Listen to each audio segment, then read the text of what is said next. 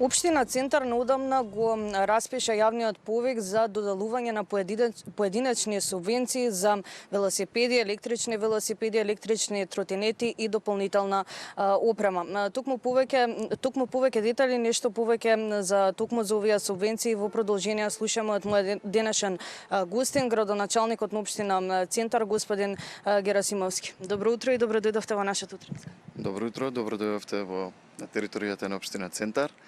Да, започнавме со проектот Цел Центар на точак, проект кој што веќе повеќе од 10 години го имаме во самата општина, еден одличен проект чија цел е да ги поттикнеме и младите, но и сите жители на општина Центар да превозните средства им бидат велосипедите и тротинетите, се со цел да ја заштитиме здравата животна средина, да имаме што почист воздух, но и да ги менуваме навиките. Одличен проект кој што го подобруваме од година во година. Покрај тие 600.000 денари кои што ги доделуваме како субвенција за велосипеди и тротинети, од минатата година започнавме за доделување финансиски средства за дополнителна опрема. Што подразбира дополнителна опрема? Тоа се кациги, седишта за велосипеди, сајли и така натаму, се со цел да ја подигнеме безбедноста во делот на возење на велосипеди. Напоменавте дека овој јавен повик го распишувате веќе 10 години.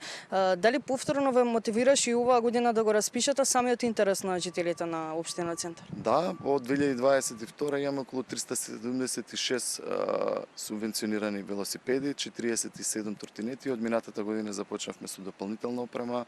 Таму бројката е помала, но верувам дека оваа година интересот ќе биде поголем. Кој може да аплицира за овие субвенции и како изгледа самиот процес на аплицирање? Многу едноставен, може да аплицираат сите жители на општина Центар. Се потполнува барање во архивата во општината, треба во самото барање да се приложи сметката од велосипедот, лична карта и трансакција. Многу едноставно. Тука се службите за да им помогнат на сите оние што се заинтересирани да аплицираат во делот на пополнување на документите.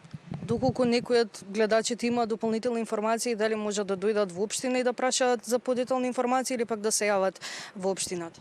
Можете едното и другото. Општината има и отворени денови, секој вторник и четврток, токму и денеска е отворен ден од 9 до 11, но и дополнителни информации може да добијат и во самата архива, која ќе ги поднесуваат документите.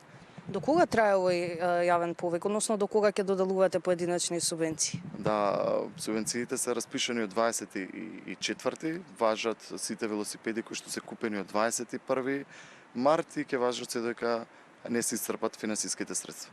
Односно овој јавен повик, верувам дека скоро сите информации ги кажавме. Пред самиот крај, уште еден апел од вас до нашите гледачи во однос на самите субвенции, сакам да слушнам. Да, ги повикуваме сите центарци да ги менуваме навиките, што повеќе да возиме велосипеди и тротинети, да се грижиме повеќе за здравата животна средина, но и има доста придонеси од возење велосипед, покрај тоа што физички се активираме, дополнително побрзо стигнуваме на релацијата која што ни е планирана, не бараме паркинг, а и се грижиме за што поздрава животна средина. Ви благодарам многу за одвоеното време. Благодарам на поканата.